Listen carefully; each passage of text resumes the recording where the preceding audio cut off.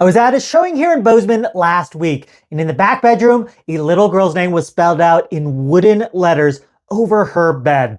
Out in the driveway afterward, I pulled the listing up on my phone, and the same letters were in the pictures right under the street address, where anybody in the world can go find them. Those letters need to come off the wall before the pictures ever get taken. And it doesn't matter whether it's wooden letters, a decal, or something painted on, because the whole job takes about 2 minutes. It's the pictures you can't undo later.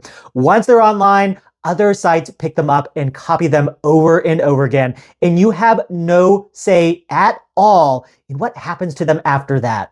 That's one item on a short list of things I have sellers take out of a house before it ever goes on the market, and I'm going to walk you through the rest of that list right now. One of these items costs real money instead of 2 minutes, and if you wait until you're already listed to deal with it, a buyer takes it right back out of your listing price. And at the end, I'll get to the hardest part of any of this, which is how a family is supposed to keep a house looking presentable the same way it was when you took pictures while you're still living in it. So everybody agrees with me on the name over the bed, but where sellers push back on me the hardest is what comes right after we talk about it. And that's everything else hanging on the walls in the rest of your home. But that's also where most of the money is.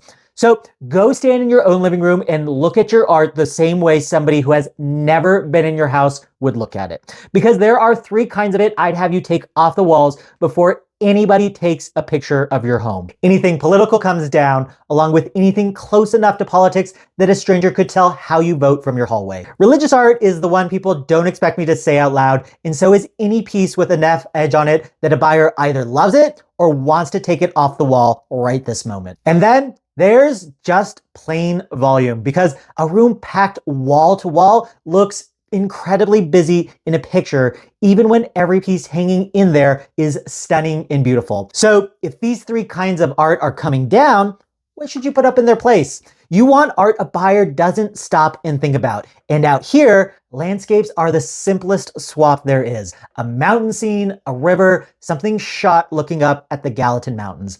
It looks good over a couch, and it tells a buyer nothing about you who actually live in the house. Family pictures are usually a tough conversation, and I get it, because those are the years you spent in your home, the family you love, and your kids growing up in a house. But a whole wall of them in the living room is the first thing anybody sees, and it's usually what ends up online. So a buyer standing in your stairwell surrounded by your family has a harder time picturing their own kids in those rooms than you'd probably think. So if you're going to keep a few family pictures, select a few, spread them out room to room, and take down the big clusters along with anything hanging at eye level by the front door, in the living room, in the stairwell, and yes, in bedrooms too. If you leave all of that up, then a buyer spends the walkthrough looking at your family instead of at your house. Somebody who walks out of a showing feeling like a guest usually isn't the one who comes back with a strong offer. So walk through your home again, and this time forget how any of it looks, because the next thing on my list has nothing to do with money or pictures. What's in your house right now that a stranger shouldn't be able to get their hands on if you weren't there? I'd start with whatever is sitting out in the open. The mail you grabbed on your way in, the paperwork on your desk, and the prescriptions behind the mirror too, because in my experience, that medicine cabinet gets opened more than any other door in the house.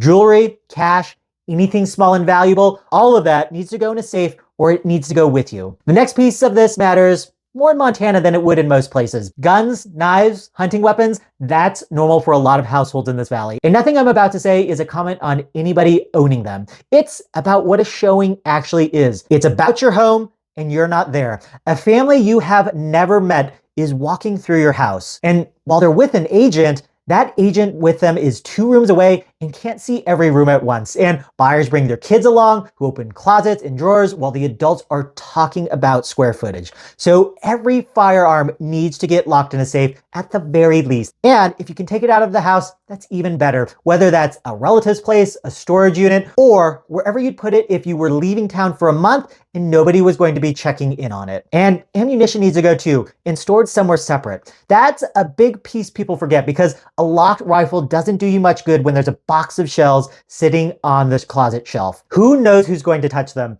and then whose fingerprints are on them too. Same thing goes for knives, bows, anything with an edge or a trigger on it. None of this is about whether you trust people coming through your door, because you're not going to be standing there to know one way or the other. But getting the rest of this list wrong costs you money at closing, and I'd still handle all these things that go in a safe before I touched anything on the walls. If selling here in Bozeman or the Gallatin Valley is anywhere on your list, go ahead and subscribe, because I put out videos just like this every single week.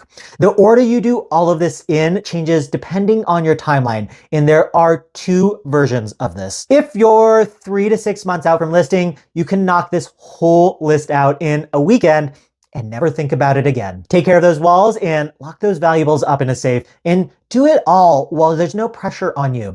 Every one of these decisions gets harder once there's a buyer coming through on Saturday. What if your house is already on the market and half of this is still sitting in it? Well, that's the harder version, because your pictures are out there already, and reshooting means a whole new set of photos and a listing that looks to everybody watching like something didn't really change. Here's how I'd think it through. If 2 or more of these things show up in the pictures you already have, I'd reshoot and take the hit on the listing history. If it's just a single change, I'd leave the pictures where they are, take the thing out of your house, and don't think about it again, because a buyer walking through your home isn't comparing the room to the pictures they saw. And that brings me to the item I flagged for you in the first minute of the video, the one that costs real money and needs a few months of lead time at least. It covers whatever is broken in your house right now, along with anything you already know is coming with you when you go. I'm talking about the ceiling fan where the blades still spin, but the light hasn't worked in years. Or that wine fridge that stopped working 2 years ago and turned into a cabinet ever since. Also that upstairs window with the seal blown out and fog sitting between the panes.